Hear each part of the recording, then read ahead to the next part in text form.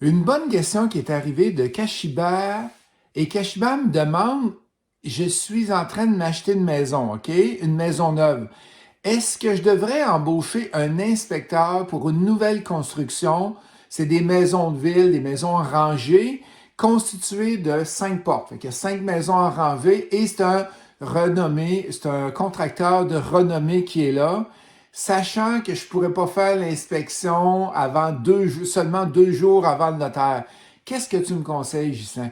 Ben, moi, je te dirais, retarde le notaire et fais une inspection.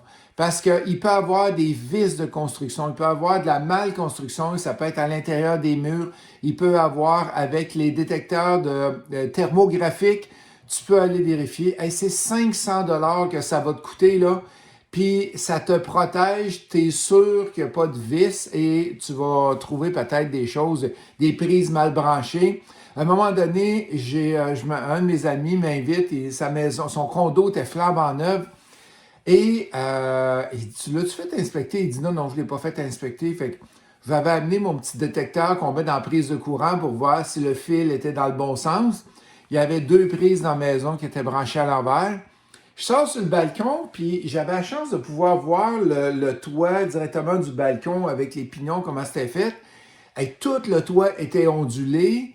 Il n'avait pas pris du bon matériel pour le toit et ça a fait que le toit avait des faiblesses. Fait que ma réponse, Kashiba, vas-y, fais-le inspecter. Et vous, j'aimerais ça faire un petit sondage.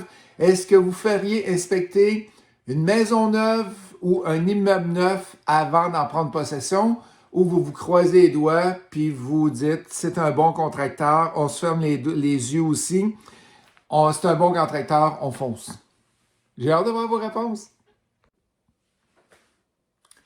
J'ai une belle question aujourd'hui d'Éric Bordelot qui me demande c'est quoi l'avantage de prendre un courtier immobilier pour vendre une maison comparé avec un site sur Internet qui va coûter quelques centaines de dollars et on économise ainsi.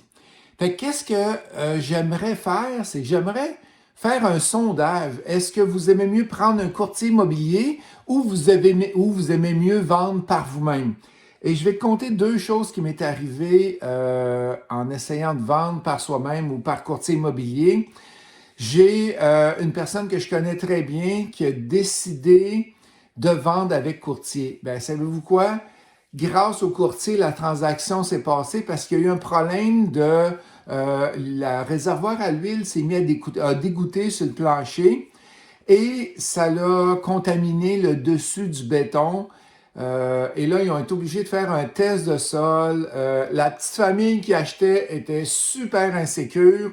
Et grâce au courtier immobilier la petite famille était représentée, ils ont réussi à sauver la transaction grâce à ça parce que la petite famille capotait. Là. Même s'il y avait un test qui disait que c'était juste en superficie sur le dessus, qu'est-ce qui arrive? La famille, on va-t-il être malade? Il va-t-il arriver de quoi? Puis, fait que, il y a plusieurs cas que tu peux le faire tout seul et des bons cas aussi que tu peux le faire avec courtier immobilier.